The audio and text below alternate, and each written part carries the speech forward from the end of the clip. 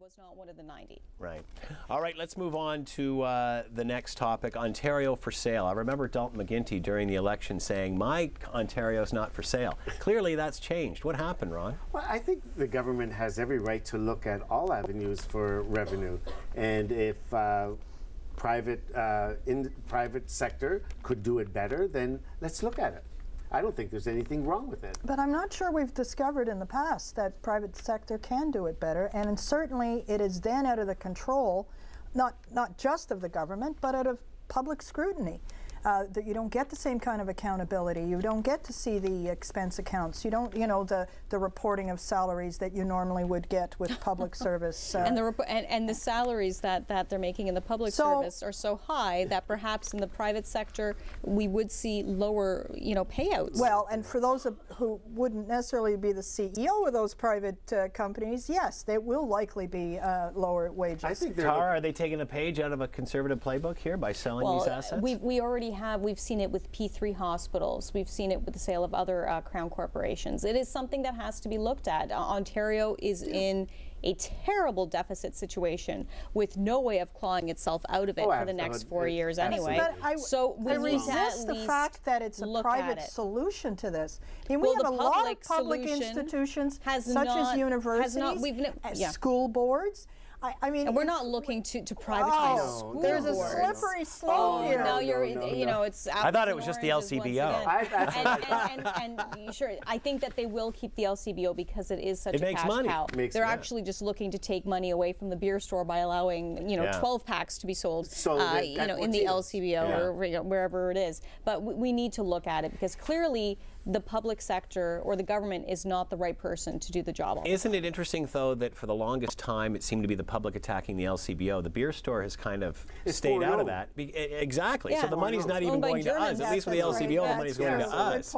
And now, through all of this and the Liberal talk of perhaps not privatization, but certainly expansion of this, it's nice to see they're finally going after the beer store. Yeah. But Scott, isn't it interesting? You look at the beer store. Most beer stores aren't much to look at. You go in, you pick up your beer, you go out, you're still buying your beer. The LCBO, Crown Corporation owned, taxpayer funded, beautiful, shiny, giant magazines paid for with our dollars, giant stores that look like a candy shop. Not I remember one time being told by an LCBO official that the catalog and the beautiful glossy catalog and advertisements are paid for by the advertiser, which would mean the wineries and the distilleries and such. But is that money that could be going into public coffers? Well, I like those magazines. There's a lot of great recipes in them. Obviously not hanging out at do you go to the cooking thing? Like the rest of you are. And some of the LCBO outlets they have kitchens. Full kitchens in there, and they have cooking classes and take a wine trip. tasting. Yes, you're missing out, Jessica. It's an education. You have to start drinking more. You being in education should like go to the LCBO and you should go to the LCBO and you will learn something. I think there's a road trip coming. What do you think this will all look like in the end, though? Because they want to sell enough to obviously cover costs, but on the other hand, they don't want to sell the farm. So what do you think we're going to see the LCBO? What's going to happen? They're not going to sell it. I don't believe they are, but they're certainly going to open it up. Andrea Horvath is even saying these are assets, public assets owned by the citizenry. So we need a referendum to then decide, is this the way we want to go? Have shares in them. Do we need a referendum before we sold the 407?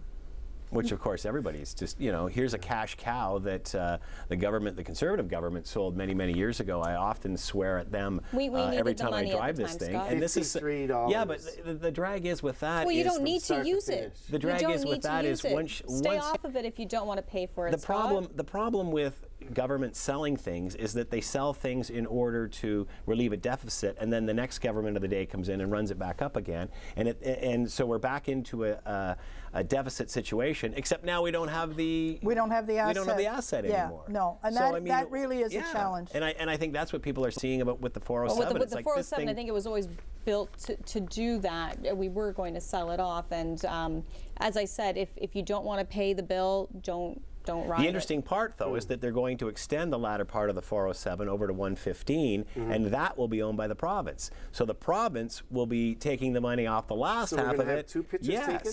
So the private industry is becoming public by getting connected to the government. It's going the other way around. Is that how you see that? They're sweetening the pot. They did have an offer to buy back a portion of the 407. And of course, why would you buy back something you're going to get in 99 years anyway? But yeah, what you're going to have is paying all the way along it, except for a certain portion, it will go to private industry. Where is it? Spain now? I'm not even sure where it is. And for the latter part of it, that money will go to the Ontario government. That's how they build most of the highways now in Europe.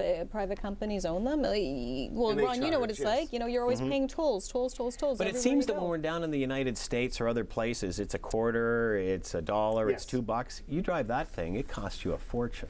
That's the drag. And maybe I'd feel better about it if at least it was going to the government. No? Yeah. Yes. So how much do you think they're going to sell off? What do you think they're going to sell? I think that they're going to allow grocery stores to start selling beer. It's 6-packs or 12-packs, nothing larger than that. And isn't that a conservative idea from a... No, let me tell you, they want to make it not convenient. No, they're not going to sell off anything for the next round. Do they want to make it convenient, or they just want to make money? Well, they want to make money. They're going to tax more. They're going to go after those smoke shacks that we were talking about a couple of weeks ago. They're going to ding us more for texting while we drive.